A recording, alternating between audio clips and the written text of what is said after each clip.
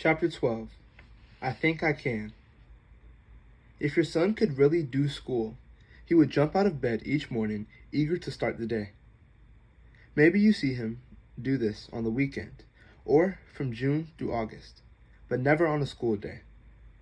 If doing school were only about intelligence, your son might like it better. But it's not. It takes tremendous willpower to stay focused through classes that seem irrelevant, only to come home and wade through hours of boring homework. It also takes skill to keep organized, memorize facts and formulas, and write papers. If your son felt more competent in these areas, he might be more motivated. Gaining competence takes elbow grease and a willingness to fail, to fall down the ski hill, burn a cake, write a terrible poem, or strike out. In order to learn, you have to bear feeling ignorant, unskilled, or even foolish. People who feel competent have a lot of uncertainty tolerance. The problem is that by opting out, your son is robbing himself of invaluable opportunities. He needs to feel more competent at being incompetent. It's probably been a while since you have experienced the stumbles and slip-ups that come with learning. As adults, opportunities to try something new are rare. So before going any further, complete this exercise to remind yourself what incompetence feels like. Think of something that you are good at. It might be a sport, an academic subject, or a talent such as playing an instrument, cooking, or the like. Now recall what it was like when you were first learning to do this thing. What kept you going? Did it come completely naturally to you? Were there frustrating moments along the way? How did you overcome them? Now recall something that you have never been good at. Did you give up without really trying, or did you keep at it until you got it a little bit better? Imagine yourself doing this thing while others are watching. How does it feel?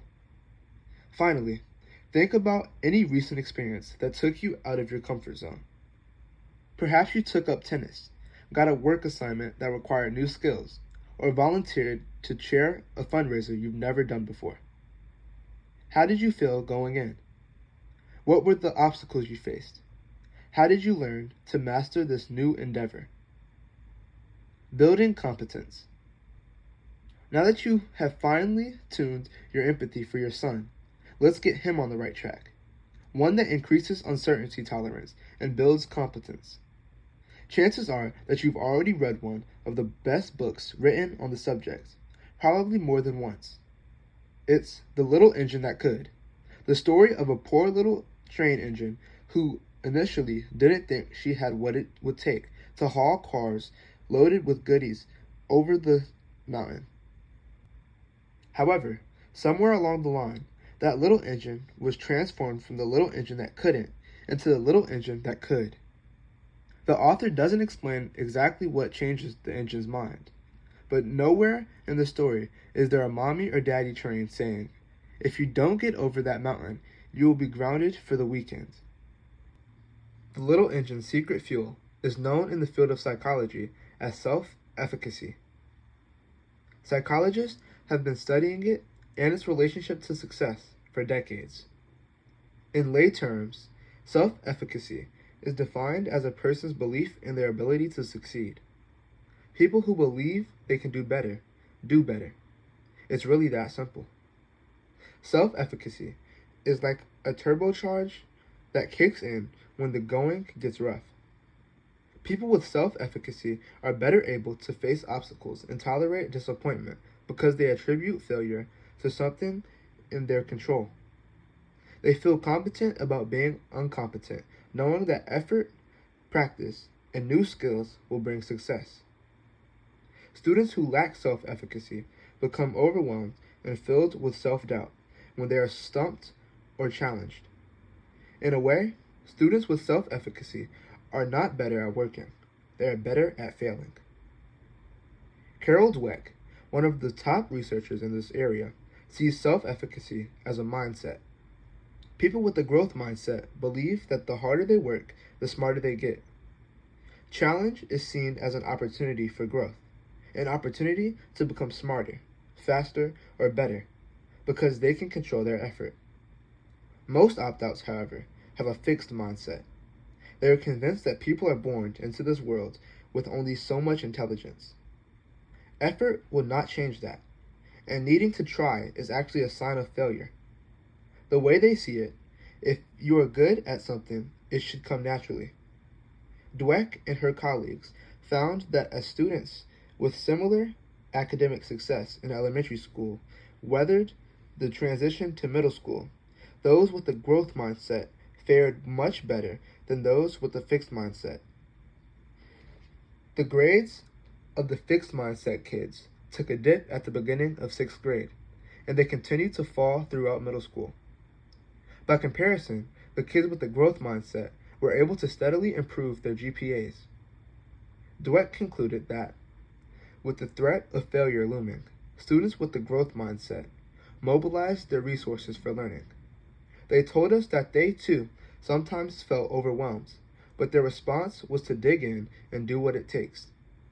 Our students with the fixed mindset, who were facing the hard transition, saw it as a threat. It threatened to unmask their flaws and turn them from winners into losers. And in the fixed mindset, a loser is forever. It's no wonder that many adolescents mobilize their resources, not for learning, but to protect their egos. And one of the main ways they do this is by not trying. Mr. Bare Minimum does so little because he interprets frustration as a sign of inadequacy. It's as if he goes through life under a ceiling, visible only to him, that sets an upper limit on his talents, whether they be musical, athletic, or intellectual. He never attempts anything too challenging, lest, in his mind, he hit the ceiling and expose his limitations to the world. What he does not realize is that the ceiling's position is not fixed. It will rise if you bang into it enough. As one of my patients put it, I would rather lose a fixed match than actually play to win. Because if I then lost, I would have wasted all that effort and would have exposed to everyone that I am not as smart as they are. Unfortunately, by playing to lose, this young man's fears were coming true. No one ever got to see how bright he really was, so they assumed he wasn't. What's more, instead of wasting effort, he was wasting the opportunity to become even smarter. Where someone fixes their ability has no bearing on the talent itself. The most dramatic example of this comes from another patient, now in his mid-20s, who always felt weak in math. Jeremy is one of the smartest people I've ever met. He went to an Ivy League college and an Ivy League graduate school. In between, he attended Oxford. However, Jeremy is plagued by his perceived math deficiency, so he shied away from anything involving quantitative reasoning for fear his weakness in math would be revealed. Only to me, his therapist, would Jeremy admit the proof that he was a dunce in math. While his verbal SAT score was a perfect 800, on the math section, he got a measly 750. As smart as he is, Jeremy needs to gain self-efficacy by changing his mindset. To help your son do the same, ask him these questions, which were developed by Dr. Dweck. Number 1. Do you think intelligence is something very basic about you that can't change very much? Number 2. Do you feel you can learn new things, but you can't really change how intelligent you are? Number 3. Is it true that no matter how much intelligence you have, you can always change it quite a bit? You can also investigate how he feels about any other abilities, such as musical, athletic, or artistic ones. Next, explain to him the difference between a fixed and a growth mindset. Finally, he will need to be convinced that his brain really can change when he learns new things. In other words, that it is plastic. The mind of a cabbie. My friend Mike found out the hard way that younger brains are more malleable than older ones when he wanted to switch careers from his job as an investment banker in London. There is a lesson hear about brain plasticity. Never being one to follow the beaten path, Mike wanted to become a taxi driver. Driving a cab in London is very different than it is in Manhattan. Although Mike had already mastered driving on the opposite side of the road, in order to get his taxi driver's license, he would have to memorize every one of the city's 25,000 major and minor roadways. He would also have to know locations of over 20,000 landmarks, such as museums, hospitals, theaters, and more. As we walked through the city together, Mike pointed out other prospective cab drivers circling the same blocks over and over, attempting to turn themselves into human global positioning systems and acquire the knowledge. In the end, this enterprise proved more than poor Mike's middle-aged brain could handle. And he's not alone. 50% of those who take the licensing test fail, and those that pass average 12 tries before they succeed.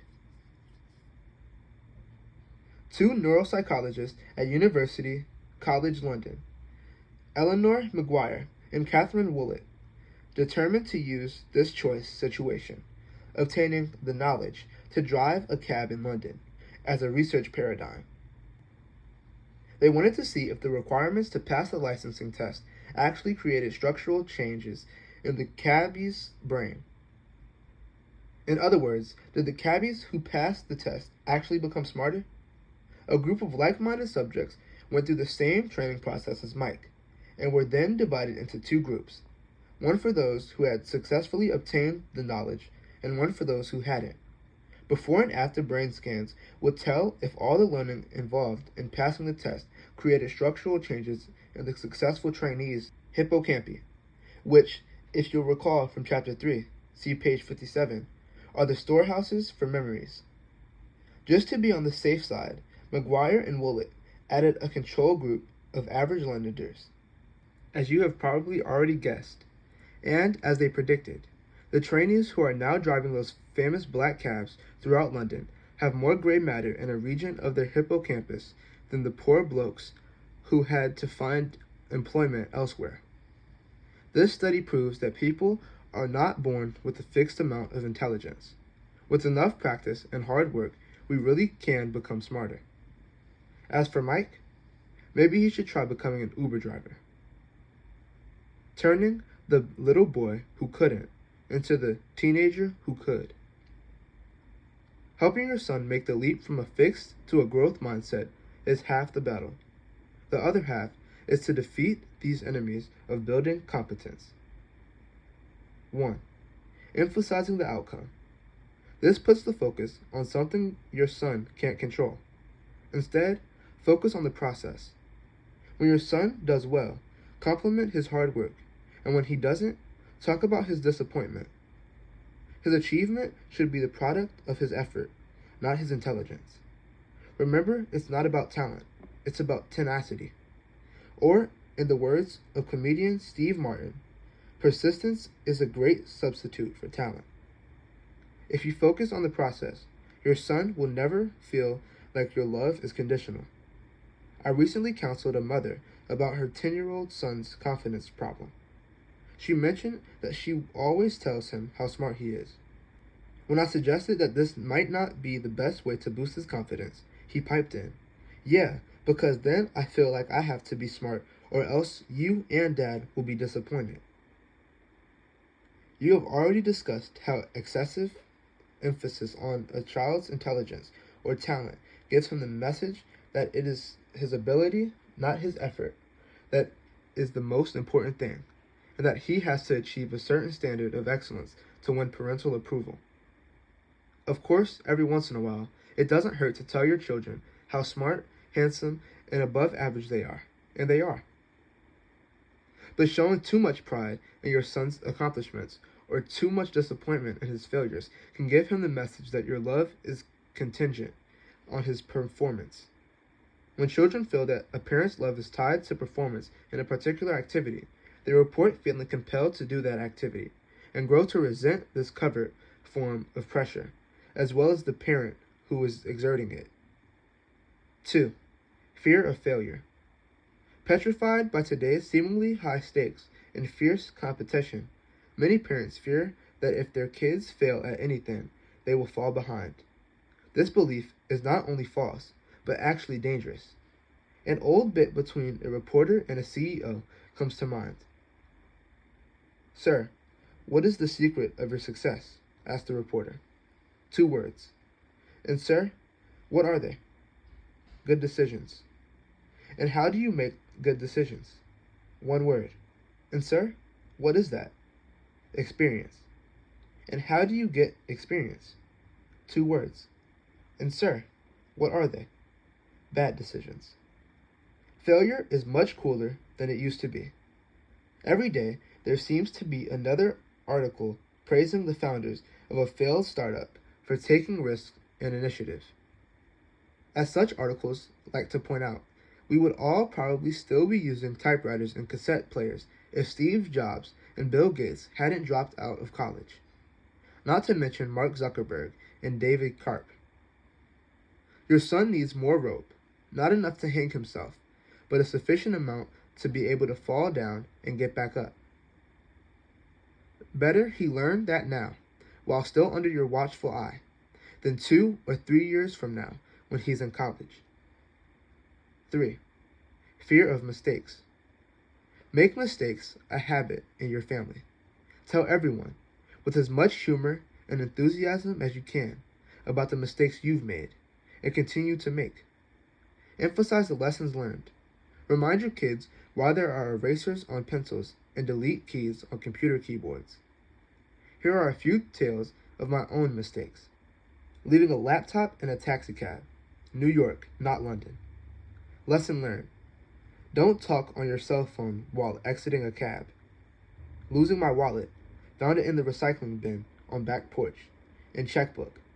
Found it in glove compartment. Lesson learned. Put things away on the merits of where you will find them, not on the merits of expediency.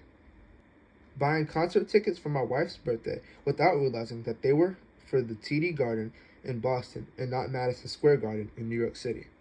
Lesson learned. Realizing some mistakes are worth fixing no matter how costly.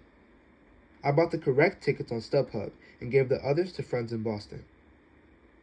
You can also make mistakes more acceptable by getting out of your comfort zone. Try something new. Let your kids see you think at it, and then make fun of yourself. For instance, you could play against your son in his favorite video game. Maybe your whole family could try something new, so you can all struggle together. My family is nuts about miniature golf. My putts are pathetic, so when my kids were small and yet badly beating me, I sang them a little dirty I called a stinky golfer, sung to the tune of I'm a Little Teapot. 4. Entitlement. Competence has to be earned. Overparenting not only gives kids the message, I think you can't, but also provides them with too many opportunities to say, I think I won't. In asking me to help her son deal with his constant habit for forgetting homework materials at school, one mother related the following exchange. Mom, you have to use your planner this year. Write down every assignment and then check it before you get on the bus to make sure you have everything you need. I don't want to have to run you back to school before they lock the doors at 3:30, like we did so often last year. Do you think you could do that? Son, no. This mother was as surprised by my response as she was by her son's when I suggested she stop driving him back to school and let him go in the next morning without his homework and get a failing mark, she asked. Yep, I replied. It's the only way he will learn to use his planner. 5. Your anxiety. Your worrying gets communicated to your son as a lack of faith in his abilities. Think about the message these statements convey. You will never get into a good college if you do not bring up your grades. I don't think you will get into a good college. When you are in college and I am not there to keep you focused, you're going to fail right out. I do not think you will be able to handle college. How do you possibly think you are going to pass chemistry if you do not study more for the test. I do not believe you can pass chemistry. 6. His anxiety. The opt-out is like Donald, the eighth dwarf, and his theme song is go slow, away from work we go. Deep down, your opt-out is afraid. He's afraid of failure, exposure, pressure, and most of all, the future. He deals with this stress by avoidance. In today's digital world, the distractions are endless. Video games, YouTube, Instagram, Netflix. One teen told me that his anxiety and his alarm clock get the same treatment. Whenever he gets buzzed, he hits the snooze button to postpone dealing with things. However, he wisely added, as well as this works, it's the only way I know how to cope. Another patient said, whenever I have a paper to do, I tell myself, I'll let future Colin worry about it. You can trust him. Then, the night before the paper is due, I say, that past Colin is such a jerk. Anxiety is like a bully that lives in the back of your head. Avoidance just gives this bully a chance to go down to the basement and lift more weights. The secret to beating him is to tackle whatever it is you are avoiding, while being anxious, even for a little bit. This builds up your anxiety tolerance muscle until it gets strong enough to kick anxiety's butt. One way your son can really work this figurative muscle is to keep a thought journal where he can record exactly what makes him feel anxious while he does his homework. For example, take a look at the table that follows, which Zach, the boat builder from Chapter 7, filled out in my office while he was trying to finish a paper. The numbers below refer to intensity of feeling, using a scale of 1 through 100.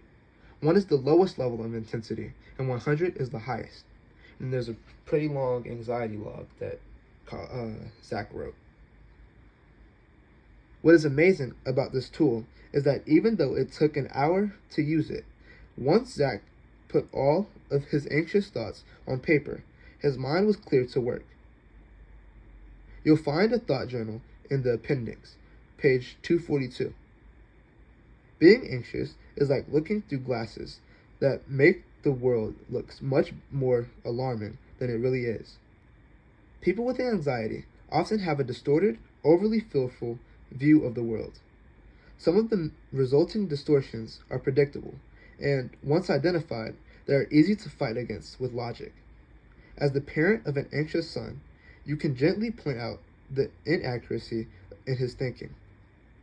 This should be done with a reassuring rather than a correcting tone. You already know about the most common type of distortion, catastrophizing, page 170. Here are two others. All or nothing thinking. Things are never black and white, but this is the irrationality of all or nothing thinking. The dinner party you gave was a failure because the broccoli was overcooked. Your son had a terrible game because he dropped one fly ball. Overgeneralizing. This is letting one rotten apple spoil the whole bunch. Just because you did not make the last sale does not mean you are finished.